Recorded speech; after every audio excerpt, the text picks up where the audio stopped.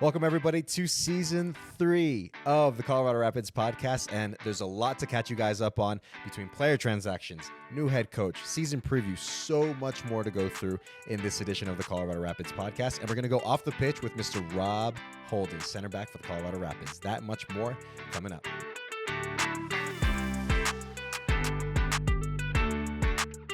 And welcome, everybody, to the Colorado Rapids podcast here in 2026, year 3, Jervy. Year 3 of the Colorado Rapids podcast. Say that 10 times faster. I'm in preseason form when we're getting ready to start the season here. But I'll catch up with everybody else. Because we're not in preseason anymore. We're not. But my form needs to change. Yeah, your form needs to change. It needs to change. Fast. So, of course, I'm your host, Mike Ravolo, alongside my good friend and club legend, Rapids legend, Drew Moore. Drewby, it's felt like time just kind of flew by. I don't know. I don't have any concept of time anymore because it's one of those where it takes forever to get through the offseason, but the preseason hits and a month and a half flies by, and before you know it, you're in season or getting ready to start the season. It's 2026. We're getting ready to get going now, dude. It is, and we're having one of those days here, and I'm so excited, first of all. But my walk from the locker room building to here, I had to grab a light post and my feet came off the ground and I'm just flapping in the wind like a banner because we are having one of those days here. But it is windy. It's not going to stop us from talking about the Rapids and 2026 and how excited we are to get rolling. Yeah, man. It's always, I'm super excited to get the season going, man. This is the kind of the week, of course, the day, Sunday, is the game of the day of the game, but it's the week, kind of all the build up to it after all the work that's been done in preseason. Yeah. It's just, you're ready, man. You're with so much angst and just so ready to get going with the season.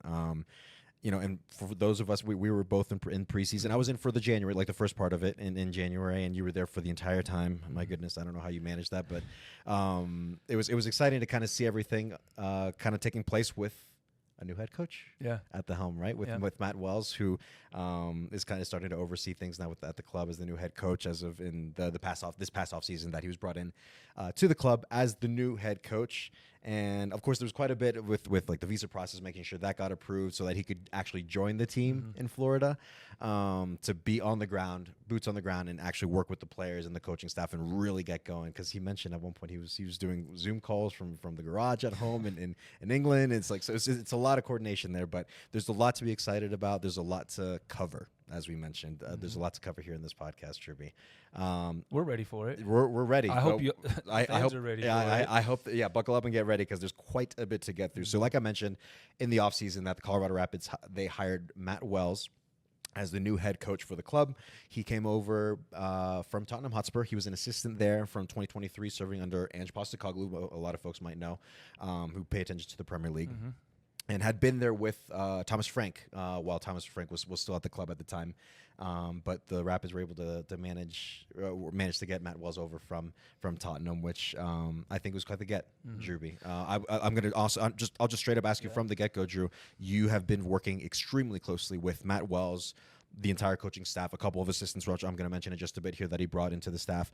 What have you seen from Matt, his expectations, just anything and everything that you've seen from Matt ever since he was boots on the ground in Florida for preseason?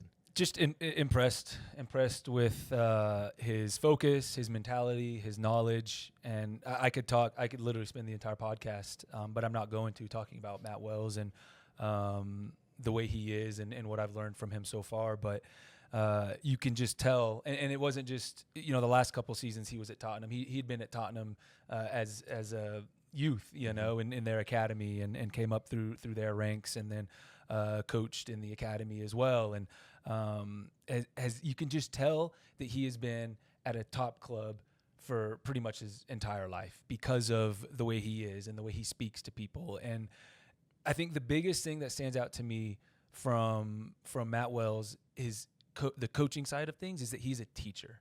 He's not just there managing players, coaching on the field. He is teaching the players and the staff what he wants to see and how he sees things and what he wants the players to do. I want to pull up my desk from grade school. Remember those desks that were attached to the chair, and you could You were well before my time, but yes. Yeah, probably. But Miles is like, what is he talking about up here? But and get my notebook and my pencil out and just start taking notes, because on field in video sessions, at the in the meal rooms, like Matt Wells is constantly teaching, and the amount I've learned in just 35, 40 days of being around him has been awesome, and I think that I imagine the players feel the same way, and really all the staff that is around him probably feel the same. And way. I'll ask you to put your kind of player hat on a little bit, because you've been there as basically, in essence, as a coach there, with working with the coaching staff throughout this preseason with the first team. But as a player, what does that do for you when there is that level of just kind of clarity and that sort of level of clarity? It's the demand, but also the clarity to come with it from a coach like Matt, who's giving you everything that you need to know to play the way that he wants to play. It instills belief in my personal play, in my teammates' play, and just what we're trying to accomplish. Belief that our system, our principles are going to be better than the opponent's principles and systems, and when you go out on the field and you believe that you're going to win games and you're going to dominate games and you're going to get 3 points, regardless of where you are or who you're playing against or who your teammates are on the field in that moment. That is a huge step and a huge. It's huge for your confidence. It's just you have that belief, you're going to go some places. Yeah.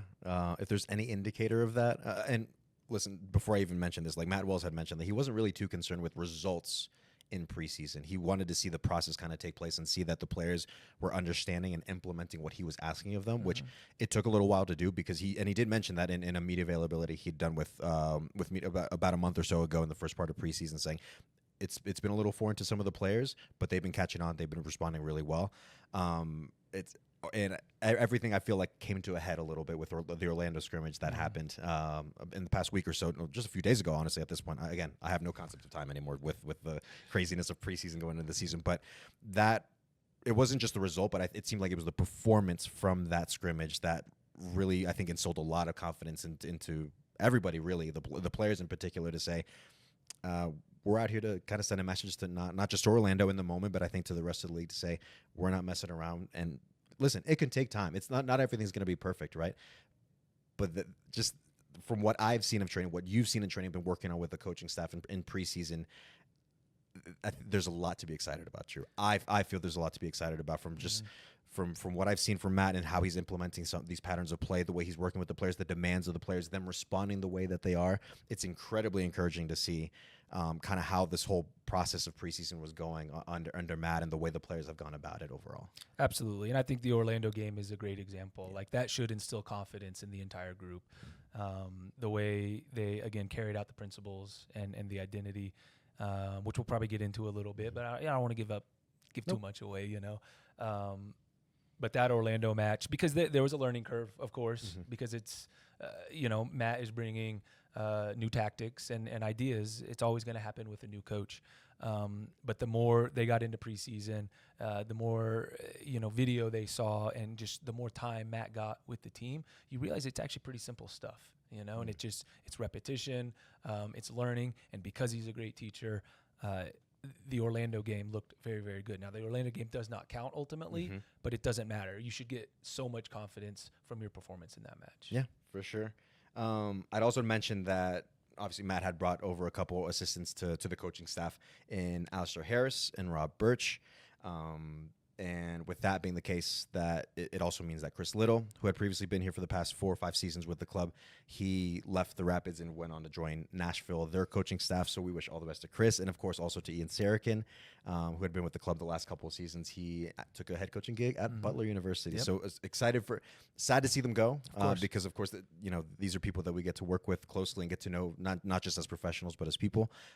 But it's sad to see them go. But of course, like them taking advantage of other opportunities that have presented themselves. So, of course, we wish them both all the best.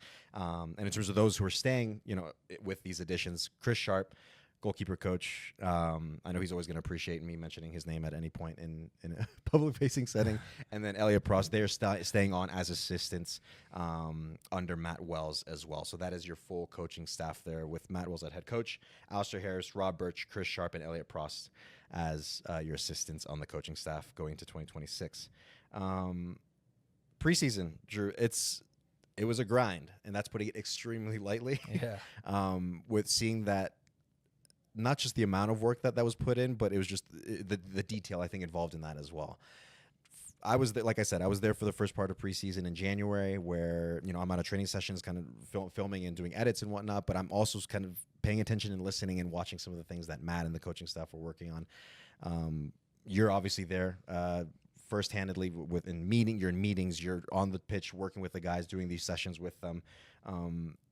You have a very intimate knowledge of like what the expectations are from Matt of not his coaching staff as well, but the players more importantly.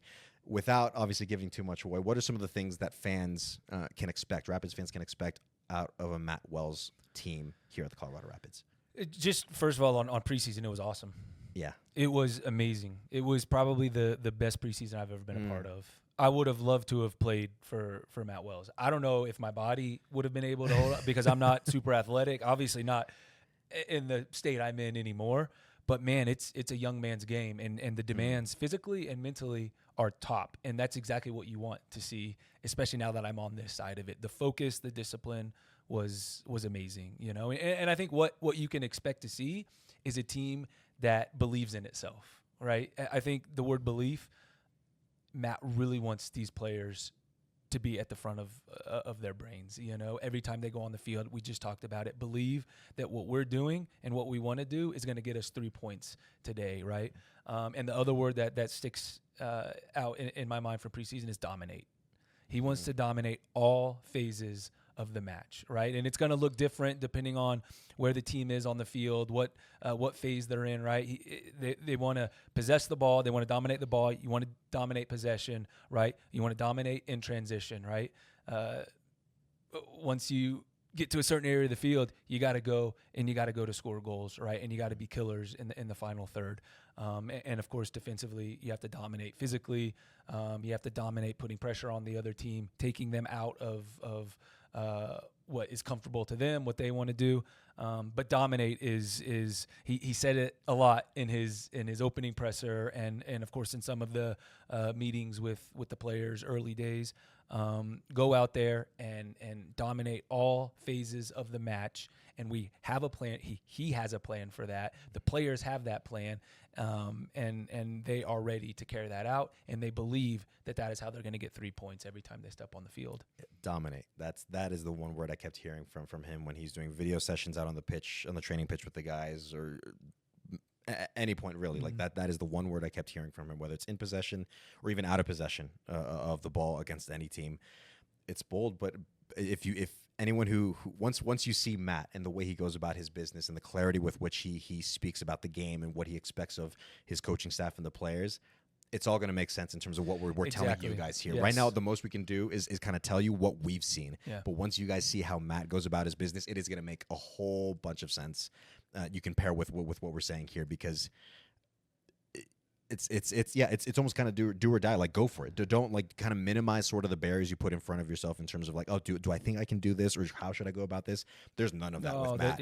All the players know exactly what they should be doing, and we were there to witness that, to see what the expectations Matt has for these guys. And fans will see it starting on Sunday night. Yeah. Dominate is such a like buzzword, right? And it's like, okay, like dominate how? No, there are very clear ways on how we're going to dominate the phases of the match, and you will see on Sunday night when we're in possession, when we're out of possession, when we're in the attacking third, when we're in the the build out phase, whatever.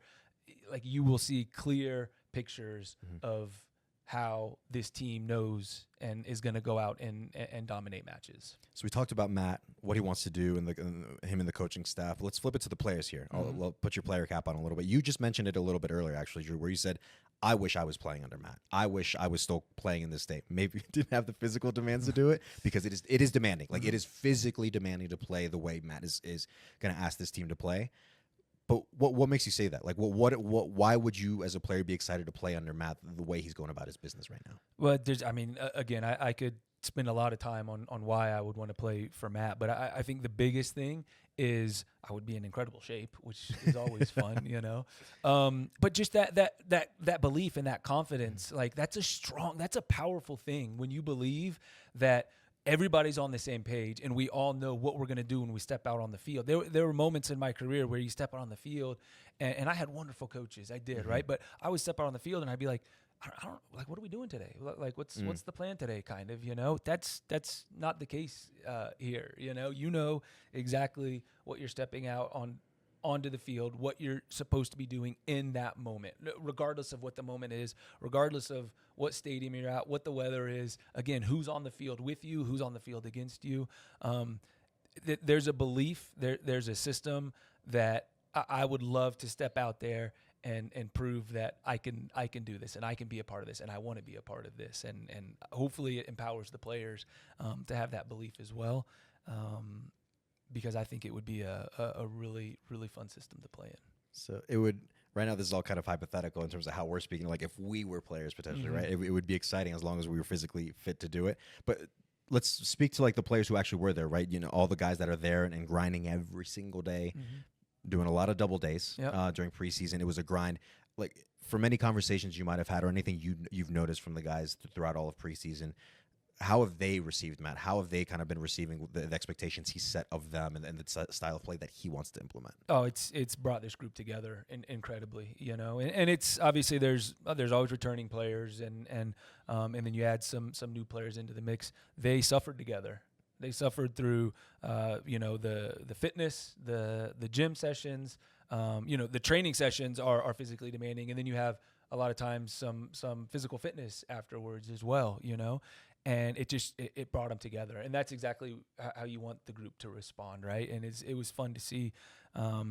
You know, I think it was a bit eye opening for some players at first, and by like week 3, 4, 5, you see some maturity, you see strength, you see guys that are like, I'm ready now. You know, you can even see it in their bodies. They look stronger, they look fitter, they look like they are ready to go to war, and that's a strong mentality to have, and I think you could see that in every individual player, and that was cool. Yeah, I will say, I didn't envy seeing them going on the line. On the line. On the line. So I guess for a frame of reference, like anytime Matt would say on the line, it was always something at the end of training that they would do. They would get on. It was the 18 off. They would run 18 to 18, right? Am I remembering sometimes, that correctly? Yeah, or like the full. Yeah, so like it's basically almost like the full length of the pitch. Sometimes going back and forth for a number of times, trying to get to one end of the pitch to the other in a certain amount of time, and that's after doing a full session. Yeah. And they did that multiple times, doing over the course of through like multiple 2-a-days as well. Yeah. It was more often than not there was 2-a-days. So the guys are fit. I'll tell you that much. They sure They're are. very fit. They sure are. But also, again, it's not just about the fitness. It's about the X's and O's of the game that clearly Matt has brought a certain perspective, a very interesting and I think a very exciting perspective for the players to be able to learn and now implement now that we're getting ready to start the season here in 2026. So a lot to look forward to. Absolutely. A whole season to look forward to for the Colorado Rapids under Matt Wells. I was talking about players. Let's talk about players in terms of the ins and outs, because, again, in the offseason we had a lot of activity in terms of guys that we had leaving the club, players that we had coming in. We'll start with players who have left the club. Here with Andreas Maxu. We had Sam Bassett as well, Nate Jones, Ollie LaRaz, Calvin Harris, and Cole Bassett. So quite the list there of players that left the club. You know, Maxu, who had been here for a few years. Sam Bassett, of course, is Cole Bassett's brother, and then they were a tandem together. Nate Jones, that we had gotten in the super drafts in 2024, if I recall correctly. Ollie LaRaz, another homegrown here for the Colorado Rapids, who really stuck out in 2024 and really earned his keep. Calvin Harris is a dangerous winger who really showed how good he could be more often than not on the wing, how dangerous and pacey he was. And then you look at Cole Bassett, man. Like this is I guess maybe the standard of what it is to be the reference point. If you're an academy player and you're trying to find some sort of reference point of how to make it to the first team and have an impact, that's the guy, I think. Cole Bassett is the guy that you use as a reference point, maybe at least the first reference point of finding a pathway to go from academy all the way to the first team and fulfill that dream of becoming a professional soccer player. So Cole Bassett, he ended up going to the Portland Timbers in a $3.7 million deal. And with the particular numbers here, 2.65 being cash for player in a trade, so cash for player trade.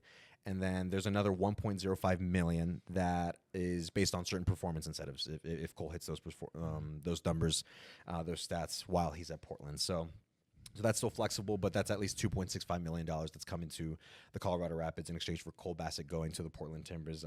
But It's yeah, man. Cole is one of those guys. It feels like he's been here for a long time. That you get to know not just as the player that he was, having the impact that he did on the pitch for the Rapids, for his hometown club, but as a person as well. Like that, I think that's something I always try to remind folks about. Is that it's very easy to get caught up in what does this person do over the course of 90 minutes on a weekend, as opposed to like this is a really good person who has a life just like anybody else, right? And that you get to know over time and build a relationship with and build a friendship with. And, it's tough. It's part of the business, right? I think we have to, there is the understanding that this is part of the business, but it's always tough to see folks like, Cole, really anybody from the list that I just provided to the viewers and listeners. It's tough to see folks go and leave the club, but it's part of the business and we understand, but you can't help feel but thankful and appreciative of everything that Cole and everybody else here was able to contribute to the club. It is. It's one of the hardest parts of being in this game, and it's fans, of course, they feel the impact, but it's people like me and you as well who got to spend time with these guys on a daily basis. And I hope that I influence them in a positive way, because I know all these guys influence me in such a positive way. And what you do is you wish them all the best, because it's a small world, the soccer world, and you want to see these guys go on and succeed, wherever they go off to. And Cole is somebody who's going to go and impact that Portland side in such a positive way, both on and off the field. And all these players are in their new homes, And so it's a hard part of it, but it's part of the business. And, we will meet again for sure. Down the road. But wish them all the best for sure. Yeah, for sure. With players going out, you get players coming in. Yeah, of course. I was going to mention real quick with Cole, since he's with the Portland Timbers now, they will be coming to quick return. Dick's Sporting Goods Park for the Rapids home opener, which is not happening this upcoming weekend because we will be in Seattle. We'll get to that preview later on. But it'll be after the Seattle game with the home opener here, February 28th, if memory serves, Saturday, February 28th. Cole will be kind of coming back home, but in a different kit. It's going to be very strange to see him in a different kit. I will say that. So like you said, to flip it, the players that have come in, I'm going to go through this list, Drew, and then I'm just going to ask you very briefly, like, what can fans expect out of some of these players? I'll list them off first, and I'll let you just have at it after that. Okay. So the players that we brought in this offseason and recently, we'll start off with Dante Sealy, who we got from Montreal, Hazmat Ojedaran from RC Lens in France, Bryce Jamieson, who was signed back in 2025 but was loaned to Orange County, if memory serves. Then we had Lucas Harrington. Again, he was signed back in the summer, but I think it was just more his age, just waiting until he hit 18 that he could actually make his way to the Colorado Rapids. Donovan Phillip, the Matt Kerman Trophy winner from last year, so the best men's college player from last year, which is very impressive. And then Sidney Wathuta, while he was with the Rapids, he had been playing with Rapids 2, so you would be very familiar with Sidney, helping with that run all the way to MLS Next Pro Cup last season. But he has been signed onto a first-team contract for 2026 and thereafter. So going through that list, Drew, very quickly, what can fans expect of some of these players that we just went through in terms of players that have come into the club? Yeah, Dante Sealy, powerful, direct, athletic, left-footed, but plays on the right side, which Matt Wells likes his wingers to play kind of on the opposite side, He's going to keep a lot of defenses with their hands full, right? Just with his pace and the attention he's going to attract. He wants to get on the ball, and he wants to dribble at you. He wants to cut inside and use that left foot, score goals, get assists. He's going to be a lot of fun. He's going to be a lot of fun, and he's going to be a handful. Hamzat is a destroyer. He's going to you talk about dominate. He is somebody that can dominate the middle of the field, which is massive in this game, right?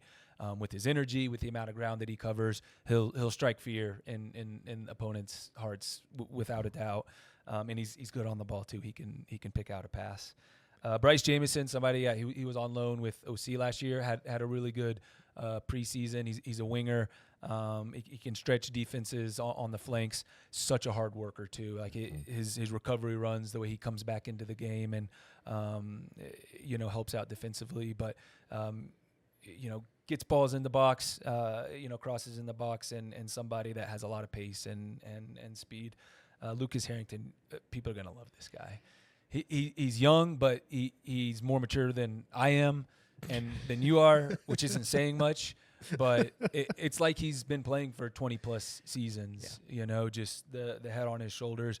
He's got a big frame, tall, still learning, right? But as a center back in this system, he's calm on the ball. He communicates extremely well. He's really loud on the field, which I love, and he's got a great accent, obviously, being from Australia. Watch out for Lucas Harrington this season. Donovan Phillip, a little bit like a Dante Seeley, but needs a little bit more time. Left-footed, big, powerful winger, can play inside as well. Obviously scores goals, scored tons of goals at the collegiate level for North Carolina State. Somebody that we're really excited about. And Sidney Wathuta was the most important player for R2 last season in their run to MLS Next Pro Cup, where they just lost out in penalties at Red Bull. But he's somebody who has worked his way into a really good spot. Matt Wells really likes him. The staff really likes him. Can play in multiple positions, both inside and on the wing. Can play deep, can play up high. So the versatility is good. I think he's best in open space, dribbling the ball, trying to get crosses in the box, shots off on goal.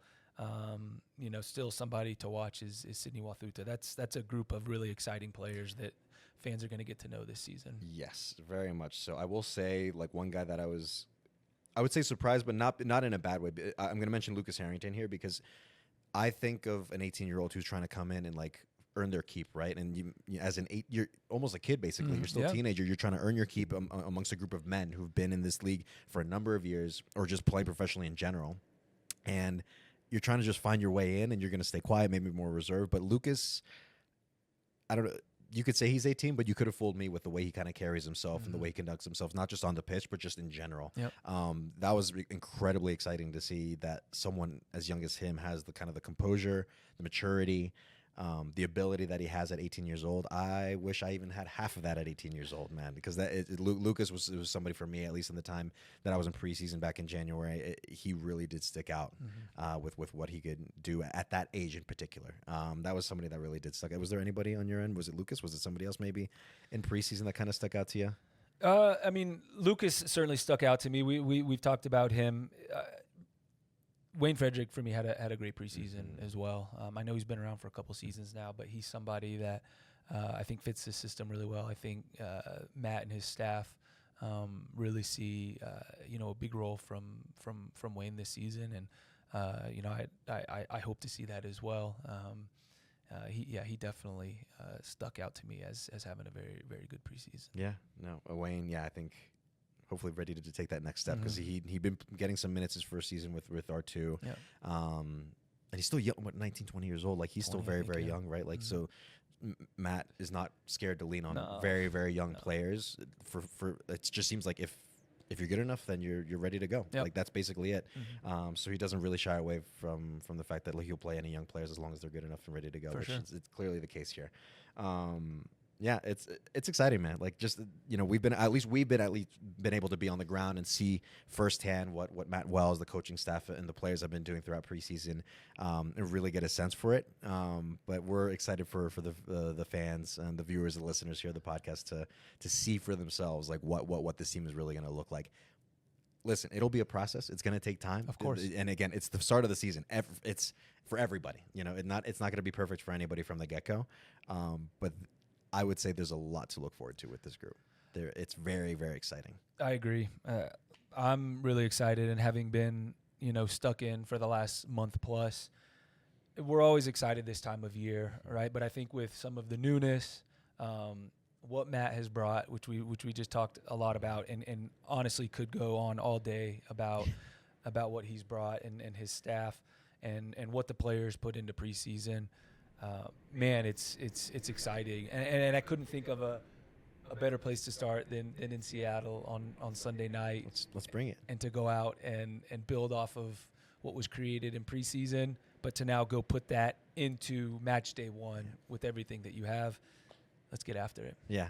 I'm just excited, man. I don't know how else to kind of like mention it. I'm just how super many times excited. have we said excited? Yeah, man. No, but really, it's just not just because exactly what you said, Drew. It's not just because it's a new season, a new opportunity to try to go for MLS Cup, because that is the goal, right? So that is for the sure. goal. But it's how we've gone about our business this preseason. So again, everyone will be able to catch that on the first game against Seattle. Like I said, we're going to get to that preview in just a bit, but that'll be the first chance for everybody to get a sense for what it's really like, but you'll get a real good sense if you come to the pitch, come to Dick's Sporting Goods Park throughout the year, throughout the season, and see what this team is really, really about. So with that, we'll close out that preseason bit. It was, like I said, quite a bit to cover. Somehow we got through it, but we got through it. But now we're going to go off the pitch with a certain center back. I know you'll love this because they're a center back. What a position. Just the bias from Drew Moore there. We're going to have Rob Holding, center back Rob Holding here for Off the Pitch. So let's get into it. All right, and we're going off the pitch with our first guest of 2026 here on the podcast, Mr. Rob Holding. Rob, good to have you in studio with us here. Clearly, you're coming just from training. You're still in your training gear. How was training? It was good. It was just been off for 2 days since getting back from Florida, so it was just like a little reintroduction session, and then tomorrow and the day after will be 2 big hard days. So yeah, get us prepped right for Seattle. Good. Those 2 days must have been golden to have off, because this is going to take me to my first question in terms of like how was preseason for you and the group this time around? Yeah, it was. I think it was a shock to some of the lads who have been used to like previous preseasons in the MLS. That was a very English preseason in my eyes. Like, you're literally stuck in the hotel 24/7. You don't go out to like team meals. You might get one at the end of the camp. But I think some of the lads were like, when can we play golf? When can we go for a meal? And I'm like, this is pretty normal. Like, so the gaffer's come in and done it his way. But it was good. And the lads we were together like 24/7 for 4 weeks. So everyone's like got to know each other a bit better, and like the new signings have really settled and found their feet, which is good. I feel like, and you know, you might be able to say more on this, when you do have such a focused preseason like that, and it's a lot of work, right? Mm-hmm. It kind of brings the group together, and this seems like a pretty tight knit unit and group, even though it's still just, you know, been together for about a month or so. Would you agree with that? Yeah, exactly. I actually got a funny thing about our camaraderie together. We've been like we were getting the buses there and back from the hotel to the training ground, and there was like anticipation in the morning of like how much running we're going to be doing, because we learned pretty quick we were running, and everyone was like, oh, moaning, legs are stiff, legs are this, and then on the way back after it, moaning about how hard it was. Yeah. But then like on the pitch, the lads were great, and everyone was putting in 100% effort, and I mean the gaffer really saw that as well, and like actually I think we were surprised with how willing we were, but we did have a little moan to each other on the way and to and from training. Just kept the sanity there, really. You have to have those, I feel like, and that's what the bus ride is for. That's what the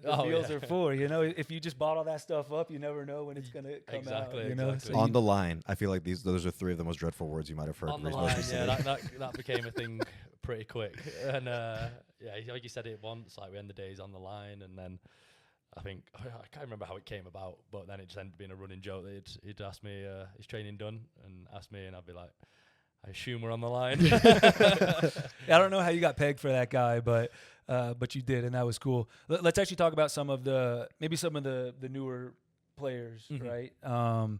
Who stood out to you in preseason camp? I think Dante definitely brings a lot of quality, like with his left peg, and some of the goals he was scoring in training, like he was cutting inside and just whipping it top corner, and I was just like, whoa, okay, like that. This guy's got a bit. And then I think Lucas as well, coming in as such a young lad, coming from Australian league, and then coming into one of the toughest pre-seasons I've ever done in my career, and being able to just sort of hold his own and how comfortable he looks on the ball. I think you got a real player there. Just a little bit more development throughout the next couple of years, and yeah, it could be something special. What about familiar faces, guys returning? Did anybody surprise you or have like a really, really good camp that maybe you wouldn't have expected to? I don't know, like that I wouldn't have expected to, but I think some of like the fullbacks, like Jackson, especially, I didn't realise how good he was on the ball in tight spaces, and his little quick feet at times was really good, and I was a bit like, oh, Jackson's got a bit. And then on the other side, you have like Reggie and Keegan battling it out for a one right back slot, and 2 of the fittest people on the team, you know, just up and down constantly. I don't envy him at all watching that. But yeah, it looks tough, and I think the physical attributes that they were putting out, the numbers that they were out over the 4 weeks was impressive. I like it. He's looking after his defenders there, right? Yeah, man. Yeah, there's guys on either side of him. Yeah. Let's. We could talk a lot, obviously, about the new gaffer, about Matt Wells, and the structure that he's bringing and everything. But maybe what's just one kind of message that you got from him, just overall from preseason camp? I think his intensity and his confidence comes across. There was the thing that took me back the most. He knows exactly what he wants to come here and do, which I think is great. And then he's giving us that picture and the clarity from top to bottom throughout the club. Like, everyone's on the same page, which is good. And again, the intensity on the pitch, but then walking around the changing rooms, pull you for a little chat, a genuinely nice, down-to-earth human being, which I think is nice to have that balance. You don't want to have like a guy that's a pain on the pitch and then you have to deal with a pain in the changing rooms and walking around. So I think he's definitely got that balance, which is good, and I think the lads definitely appreciate that for sure. I think for me, he's not just a coach. He's a teacher. He's a proper teacher, right? Yeah. Like, I want to pull up the desk and get my pencil and notebook out and start taking notes, and that's something that is for me refreshing. Is this something that you expected from where he's coming from, or I don't know, a little bit from my meeting with him early December when he was in the building.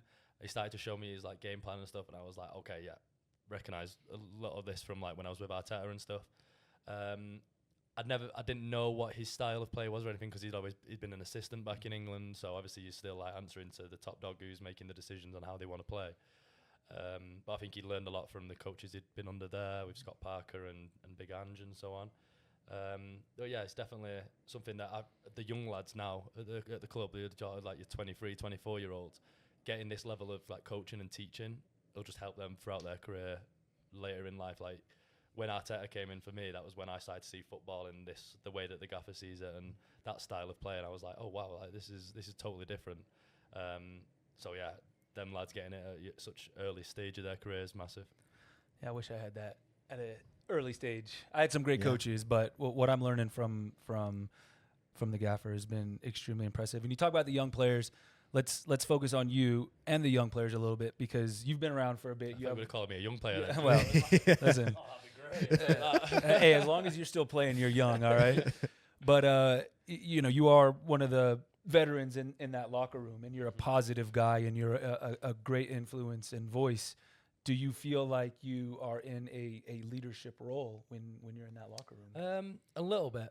I think I like the fact that the young centre halves, obviously being a centre half myself, come to me. Like, me and Noah have a lot of conversations in the morning just about things and games and like positions, stuff in training. I think Lucas, as he gets more comfortable, he'll come out of his shell a bit more and ask a question, and we can talk. We've had little conversations, but nothing like too detailed about football, just sort of getting to know you as a person. Me, Zach, Keegan, Reggie, like the experienced older lads. I think we do have that respect from the changing room straight away. And I mean, when Zach says something or Keegan says something, like, I respect it as if I'm a 22-year-old. I'm just like, oh, okay, yeah, like that's just the way I am as dealing with that. So yeah, I think if we can keep the momentum in the right direction, and if we do get a bit of adversity, if you lose one or two games, just keeping that belief with the young lads and not letting them get distracted with things, I think is important. Yeah. Quite a bit. It felt like quite the change with this preseason. I mean, the intensity of it. I can always just hear three words in my head, and like I mentioned before, like it must just be dreadful for you guys. On the line, like because I'd be there filming during the training sessions when you guys are out there in preseason, and I would just hear on the line. It's like, I'm glad I'm not doing that. Yeah. But clearly, when you've been telling us, Rob, and like what Drew, you're working very, very close with the coaching staff. What I've observed when I was there in the first part of preseason, it's intense, but like you were saying, Rob, there's a lot of clarity in what the gaffer is asking of you guys, and I think seems to bring a lot of hope and a lot of energy into the group. With especially when you look at the result against Orlando, that preseason match where I think you guys looked very, very comfortable. Again, I only saw the highlights, but it seemed like you guys seemed very comfortable after working at it for about a month and a half in terms of what Matt was asking of you guys. That's the thing. Like, we've been working at it for a month and a half. Like, we had other games earlier in preseason that we didn't get the results, but there was things that we were doing in the game that were like, okay, you can see this starting to develop. And then that Orlando game was sort of like the pinnacle of like our preseason of like how we did the gaffer's game plan and how we played, just sort of really showed that we can do this. And it still was nowhere near perfect. Like we actually had a breakdown of it this morning, and there was loads of things that the gaffer still wanted to like the cherry on the cake, type things, just like a little bit more each time. And I think that'll be throughout throughout the season. I don't think we'll ever be in a spot where we're like, lads, this was the game that we played. We won 4-0. you were perfect. I don't think he's the type of gaffer that let me be like that. I think there'll always be something that's like, lad, you were great. I loved everything that I saw, but I want this, this, and this better. And I think that's a great spot to be in. Just keep ticking away and ticking boxes going into the throughout deeper into the season. I love that. Kind of never satisfied, but not in a very unhealthy way, if that makes sense. Yeah. Like always aspiring to just to do better every single time. There's no always matter. like appreciation of what you've done, but then there's always like, how can we be better? I love that. That's a good attitude to have. That's awesome. That's fantastic to hear. Rob, just before we let you go, it's been, let's say, 5 months I think since you've been in Denver now, since you got here to the club. What was it, in September last year, and you've gotten maybe a little opportunity to explore Denver. You caught some Denver Broncos games. You had to, right? American football is kind of your thing now. Well, not now, but you've definitely always has been football. But now Denver Broncos, since you're here. Broncos, yes. So I mean, what's Rob Holding kind of been doing? How's he been enjoying his time in Denver when he has some downtime to work with? Oh, I've been loving it. Every day is nice and sunny, so you can just go and do what you want, you know. But yeah, went to 2 Broncos games, 2 Nuggets games, 2 Avs games, 1 Mammoth game, which I really enjoyed. The lacrosse was right up there for enjoyment. It was really cool. But yeah, obviously the Broncos. Who did I go and watch them against? The Packers and then the Jags. And like the Packers game was great. It was such an atmosphere, and my dad loved it. You shaking your head? Are you a Packers guy? Miles, producer Miles in the background is not feeling that. So yeah, that was great. And then like the Avs, I went there on New Year's Eve, and in the first period they scored like 5 goals or something. So it was just everyone was up and down. And then we watched the fireworks after. It was great. And yeah, just so much to do. Can't wait for the Rockies to get back started. I know they're not the best team in the world, but I just love going to Coors Field and just hanging out, watching the sunset over the Rockies while you're watching the baseball. It's class, yeah. So looking forward to a little bit of warmer weather coming and getting out and about. Yeah. And my dog's here now as well. My dog's came back over in December, so he's here now. And yeah, I'm just taking him out. I want to take him up to the mountains and take him around some lakes and stuff. So what kind of dog? Retriever. Oh boy. Yeah, typical. What's the name? Ace. Ace. Yeah, he's good as gold. He's great. I got a bad bone in his body. He's a little celebrity in the neighborhood already. I love that. Sure. Love that. Well, this is a perfect place to have a dog go out and explore, hike, do anything really. It's myself coming from like the DC area, coming from like a city, you being in London, it's a shift, but I think it's a good shift. It's a very good change to have. Just it's it's like the downtown's big enough. There's enough to do. Yep. It's not like you're just abandoning the city life. You can get the city life if you want, and you can get out and get a bit into the wilderness and get lost in that. So I think it's a perfect balance. Denver has quite the perfect balance, and I think Denver, we're happy to have you here with us, Rob. I know it was a few months ago that you got here, but we're happy to have you here with us, of course. You. I'm loving it. Happy to have you here in studio with us, our first guest of the podcast for 2026. Did amazing. Yeah, I know we had you on with Jordan Angeli when you first got here for the conversation, so that was nice for folks. If you hadn't watched it for some reason already, you can check back to see when Rob first got here, but nice to have you in studio with us, Rob, of course, coming straight from training, so we appreciate the time. Yeah, we got a set piece meeting, so I don't want to be late for that one. All right, so time to put a wrap on it. Let's get Rob to a set piece meeting, but thanks again, Rob, for joining us on the podcast. Thank you. Cheers, guys. All right, and with this kind of new segment that we're doing here around the club, so this is really just to let fans, viewers, listeners of the podcast to know really what's going on around the club, and whether it's like the new kit that we just launched, the Colorful Colorado kit, whether it's the Colorado Roadshow that we're doing this week rather. Yep. Let's get into it right now, just so that throughout the year you guys know exactly what's happening around the Colorado Rapids, particularly maybe some stuff like off the pitch, other things that that the Rapids are doing in the community or otherwise. So to start, like I mentioned, the kit, we launched the Colorful Colorado kit. It looks very nice and sleek, Drew, I must say. Like I saw it, like pictures and stuff of it at first when we were trying to kind of plan around like the launch and everything for it for fans to kind of take in. And I was like, I could dig this. Like with a different look with the black on it, I was like, I could dig this. But then when you see it in person, it's something different, man. Like you kind of appreciate it in a different way, and even more when you see the kit in person. So I'm very excited about the Colorful Colorado kit, and when the guys wear it on the pitch as well. I love it. I love a black kit, and I think it's subtle, but it's sick, and there's some nice touches to past kits as well, in kind of the trims. Obviously there is some burgundy going down the sleeves, and so it's a little bit of a change, but I like that. I think it keeps things kind of fresh. People are gonna be like, whoa, and I think that's a good thing, right? And I think the players are gonna look really good in it as well. Yeah, I think the last thing that'll sell it is seeing the players in it more than anything, especially when they're on the pitch too. So I think that'll be the last selling point there to be like, all right, these are actually these are really, really nice. So if you haven't gotten yours already, well, there's still plenty of time to do it because we're gonna have this kit for the next couple of seasons. But better to get it sooner rather than do later. it now. Yeah, do it now. Do it now. I know I got to snag one for myself actually, so I got to get to that. In terms of the community, I just mentioned it off the top when we were introducing this segment, is the Rapids Roadshow. So what is the Rapids Roadshow?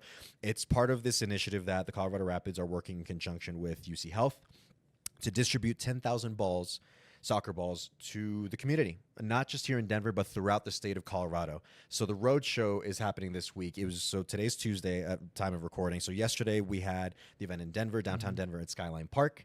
Today it is in Greeley. And then the next few days, Wednesday through Friday, that it's in Steamboat Springs, Grand Junction, and then finally in Pueblo. What an assist, dude. I want to know how I get on that road trip, by the way. Yeah. That sounds cool. They got me here coaching and stuff. Yeah, I mean, everybody's got their part to play. So okay, fine. Yeah, so you gotta. I'll stay here. Not this coach. time. You can't go on vacation this time, Jerry. This is part of a really cool initiative that's going to be taking over the. So the Rapids Roadshow is this week, but this initiative from the Colorado Rapids of distributing 10,000 soccer balls is going to happen over the next 2 years, right? So at the end of the day, Drew, this is about accessibility, right? Mm-hmm. The beauty of this sport is that all you need is the ball. All you need is the ball, and you can improvise goals and at a pitch in any way you want in any part of the world. All you need is a ball or something that resembles it just to be able to play the game and appreciate what this game is. And it's a beautiful game for a reason, man. They call it the beautiful game for a reason.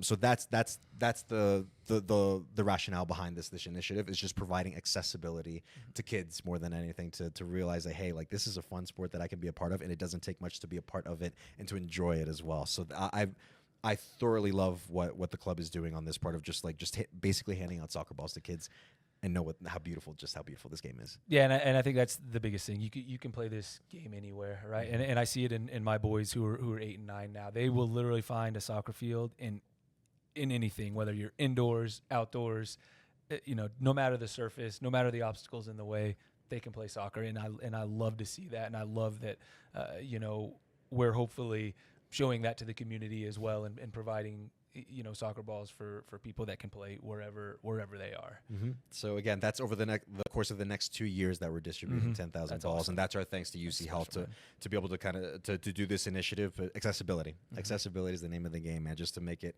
available to anybody and everybody in Colorado. And finally, one last thing that we wanted to touch base on was a Topo collaboration. So Topo, they're a local outdoor brand here in Colorado, and the club, the Colorado Rapids, in conjunction with Topo, they have this really neat. I haven't seen anything in person yet. This is one thing I still need to see in person, but it's like some apparel.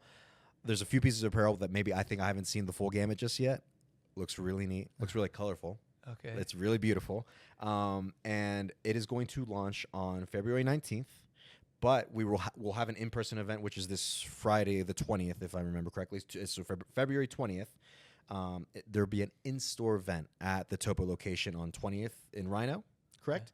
Okay. So it's going to be at that location, that Topo location there, where a few players are actually going to show up and be there. So there's a player appearance if there's enough initiative there to show up to the event, but also to check out this really, really cool collection that the Rapids have done in conjunction with Topo.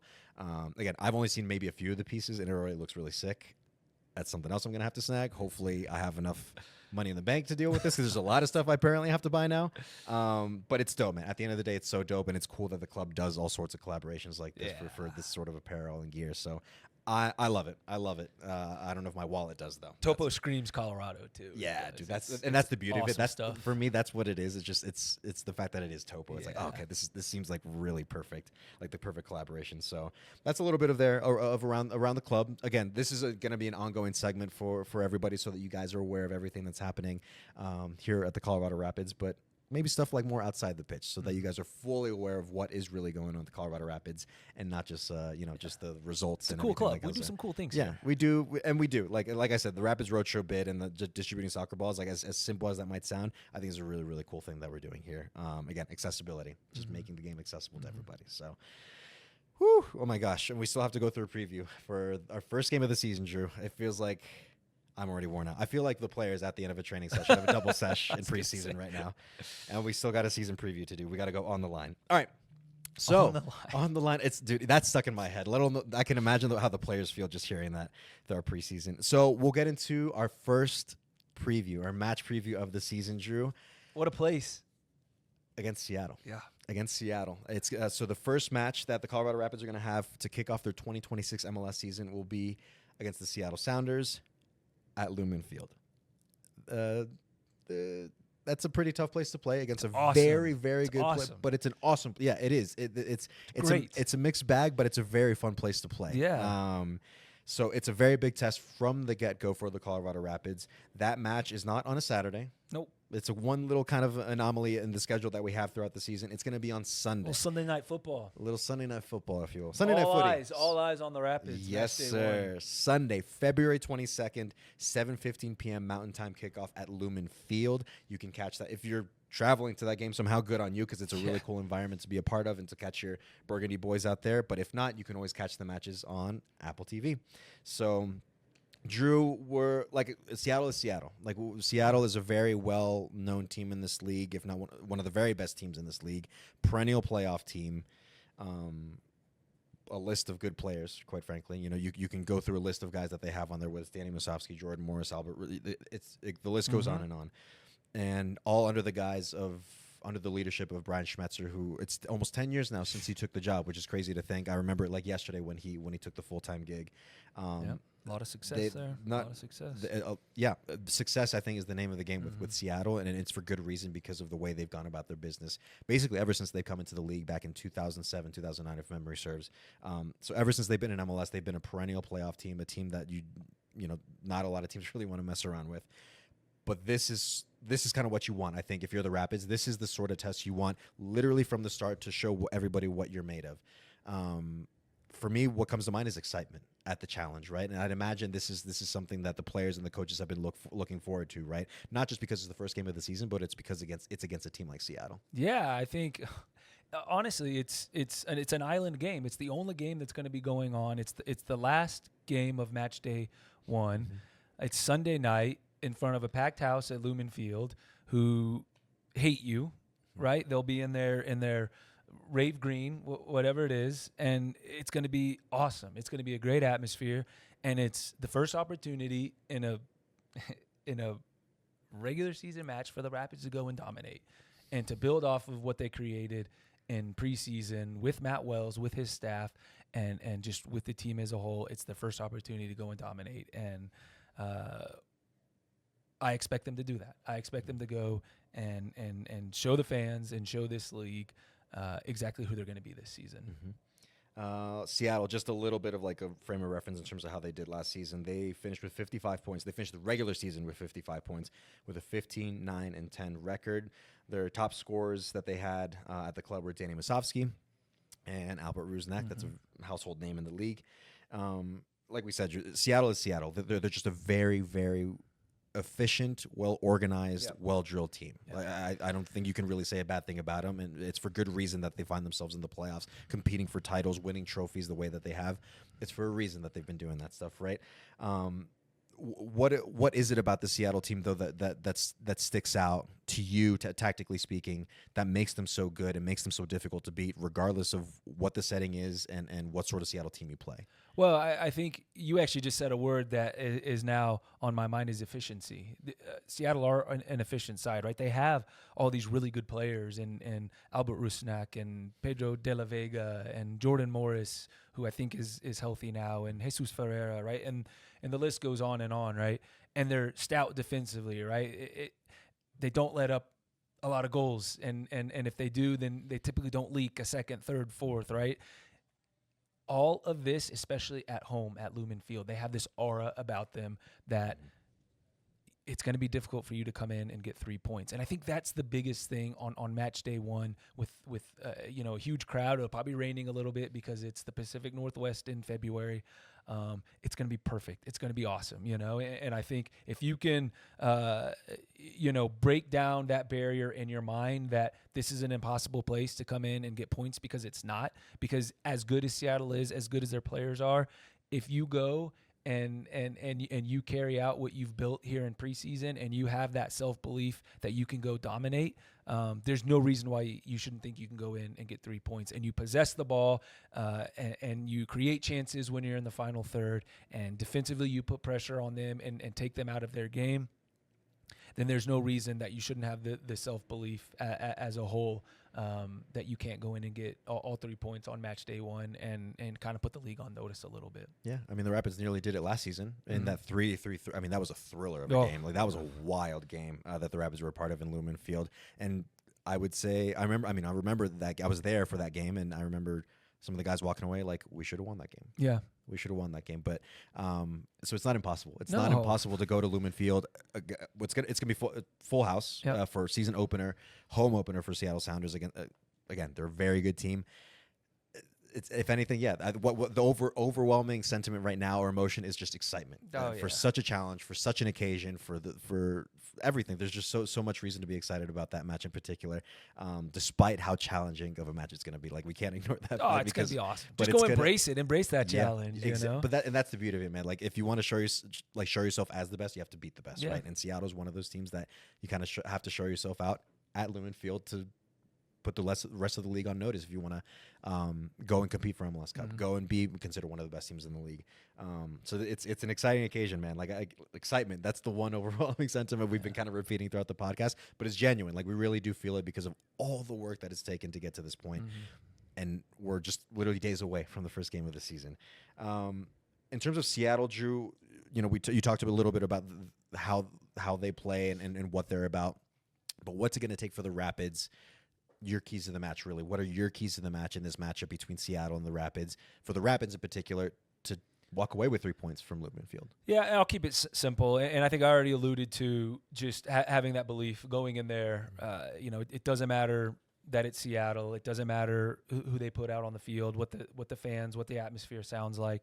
You know, forget about that. Go in, focus on yourself and stay in the moment and focus on you know, each play, you know, each phase of the match, exactly what you've been training for the past, you know, month plus in preseason. And that's going to be a theme throughout this season. Forget about momentum. Forget about where you are in the standings. Forget about all those, you know, just noises, and go and stay in the moment and focus on, you know, what you're supposed to be doing in that phase or whatever it is you want to call it, you know. But when I think of Seattle is their pace and attack, right? That's something that you're going to have to manage. You know, they can lull you to sleep a little bit with their passing and possession, and then they try to hit you on the wings, right, with some of their pacey players, and they get crosses in the box. Whether they play 3 at the back, 4 at the back, I don't know. I don't really care too much. They've got good players that can hurt you, and you know, defensively, you're going to have to be sound. You're going to have to make them uncomfortable with your pressure and pressuring in the right moments and stuff, but they are going to look to hit you with their pace and attack, and that's something that you're going to have to look for. And so that will be key. But really, going and dominating in the way that you want to is the biggest key for me on a big occasion. Dominate. That's another thing I've always been hearing from Matt throughout preseason is just that we'll want to dominate the play as the Colorado Rapids. It doesn't matter who it is, against who it is, or where that game is taking place. The Rapids are going to want to dominate. Point blank, period. Let's get into players that we want to keep an eye on, Drew. I'll kick it off. I'll pick a Seattle player that I'll be keeping tabs on is Albert Rusnak. So this is a guy who's been in the league for a number of years, has been very successful because of what he does for a team. You know, we'd seen him with RSL, now the last few years with Seattle. This is the brain of the team in essence. Like, he can pick a pass, he can obviously assist, he can score, play in different positions. This is a guy who presents danger from at any point and from any position on the pitch, and he carries a lot of like the offensive like firepower that Seattle has. Like, they have a lot of different offensive pieces, right? If you look at Jordan Morris, Jesus Ferreira, guys on anybody that you put on the wing, really. But for me, Albert Rusnak is the guy that's going to kind of carry what Seattle does offensively and provide them the little bit of oomph that they need if there are certain moments that they find they're kind of stuck or need a sort of solution or need someone to be creative in a certain moment. Albert Rusnak is that guy for them. So that's where I feel like if the Rapids can minimize his impact a little bit, they can find some success. But on the Seattle side of things, my player to watch is going to be Albert Rusnak just because of how influential he is in their game and in their play. I think that's a good shout. If you make him uncomfortable and limit some of the production that he can have, whether it's through passes, through shooting, just his link-up play, his combination play, then you take away a lot of what makes Seattle dangerous.